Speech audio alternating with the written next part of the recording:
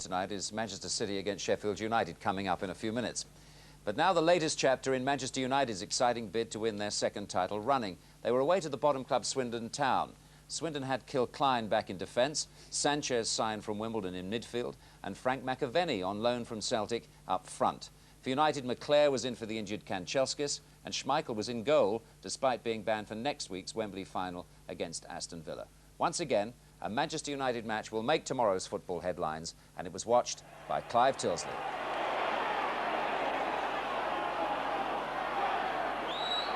Ince with the challenge. Here's Hughes, Cantona. We managed to thread it through quickly into the path of Hughes. Kilcline couldn't cut it out. Here's Roy Keane, and that's number one. It's taken just 12 minutes to arrive. Bit of a slip by Kilcline. Cantona's pass found a way through to Hughes, and Keane had the space to bury his first goal for 9 games, his 8th of the season.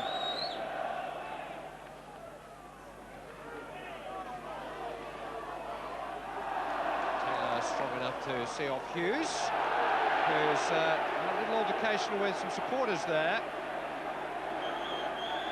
He's very angry about something, Mark Hughes. In fact, he's holding his face. Now, it's stating the obvious to say that it's inadvisable to engage in an argument with fans, but having said that, he was clearly provoked. A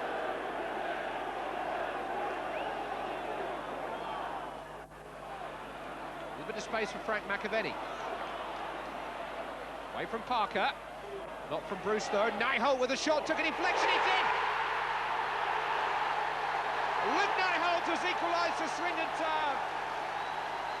At bottom of the table they may be, but they are made of stern stuff. Luke Nyholt's first goal in English football, set up initially by Frank McAvenny. Steve Bruce got a good challenge in on him, but Roy Keane on the edge of the penalty area just dangled a foot of the ball and diverted it beyond Peter Schmeichel.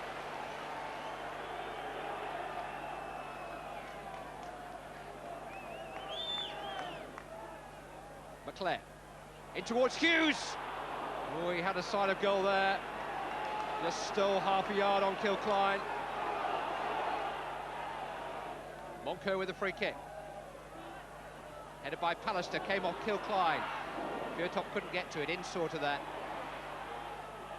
Monker. Oh, lovely run. John Monker. Almost got the finish it deserved.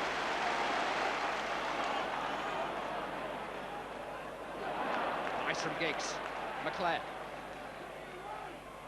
Ince. Giggs again. Found its way to Keane, but Orlock stood his ground well. Irwin. Came off some of it. McClair trying to make something of it. Ince! Oh! Beautifully struck. Beautiful goal. And Paul Ince puts Manchester United back in front. Clean as a whistle. Ince to Giggs. Hughes. This is Taylor. Captain's example. He's running away from them all. Steve Bruce, the other skipper, had to reply. Really has been an inspiration to Swindon. He got a priceless goal for them in the playoff final at Wembley. It's towards Kilcline. Schmeichel not only took it with consummate ease, but had set Manchester United going forward in the blink of an eye. Cantona tackled though by Monker. Didn't like it, got it back. Oh, now the referee was very, very close to that. Monker lies on the ground. Cantona under the microscope again.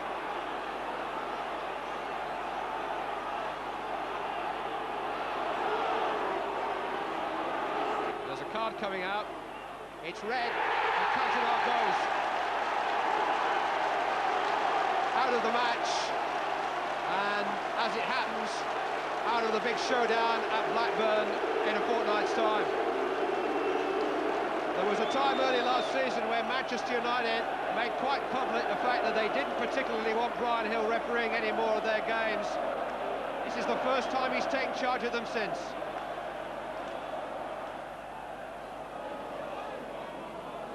Taylor. And towards Scott, Michael comes, makes a punch, chance for Whitbread, chance for Scott, chance for Sanchez, chance for Pietro! It's 2-2! Swindon Town flying high. 8 minutes left to play, and Jan Orga Fjørtoft keeps his run going. Hughes down towards Giggs. Digby with his head. It's Ince though. Brought down by Kilcline, good advantage. Giggs. McClare! He had Ince behind him, and Ince is letting him know about it. He was better positioned.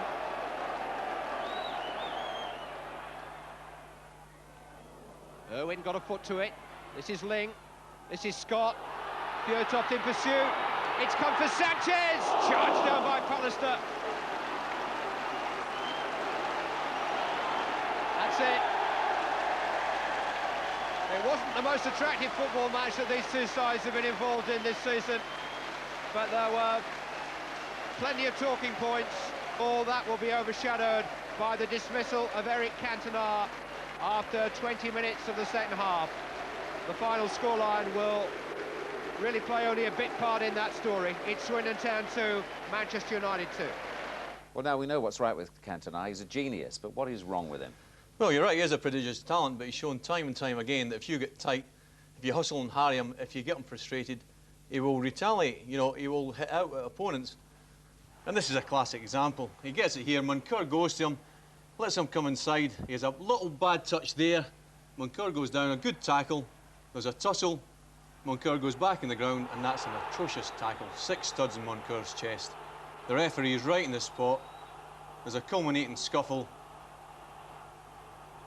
Well, he had to go off, there's no question about it. I mean, the thing for me, there's no justification for it at the best of times, but at this stage it defies logic, because his side are 2-1 up, you know, he's in possession, he's picked it out from Schmeichel, it's in the middle of the field, there's no danger to his side.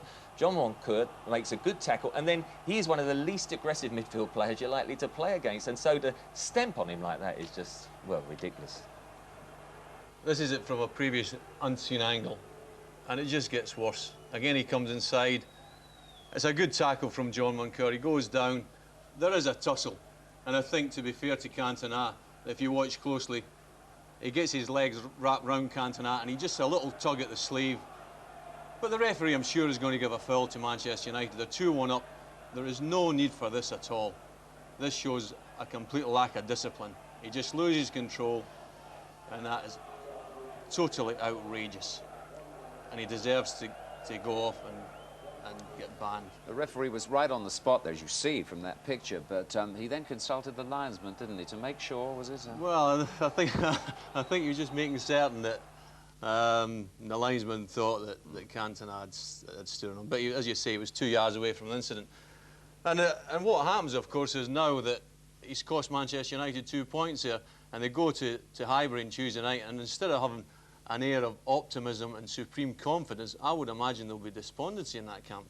And it's costly in another way too, Trey. I was just going to say, because he'll miss the matches, likely to miss 3 matches, isn't he? He'll miss the game against Blackburn, a vital game, a league game against Oldham, and then the semi-final as well against Oldham. That's right. I mean, the key one, though, now is Tuesday at Arsenal. And, you know, I saw Martin Cohn do a man-to-man marking job on Matt Letizia today, and he marked him superbly. And he's going to probably, I'm sure, pick up Cantona on Tuesday, and he's going to be the sort of defender or marker who's going to frustrate him, aggravate him, and suddenly he's brought the whole media spotlight on himself, and he's certainly going to have to watch his step now each game he plays in. Alan, people who are not committed to United are concerned, I think, right now about the sort of petulance that's crept into their game. They're wonderful players. They play football like no other team at the moment, but certain members of the team are petulant almost throughout the match. There was a running confrontation between Ince and Norholt, wasn't it, for Swindon today? That's right, yeah, and I think that since Christmas we've seen incidents where Schmeichel's been running 50 yards to get involved in incidents where he should still win his goal line.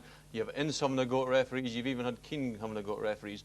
Now they're going for a treble, which is unprecedented. The pressure is building up, every game is going to be more and more difficult. But the best way to show two fingers to your critics is by showing medals at the end of the season.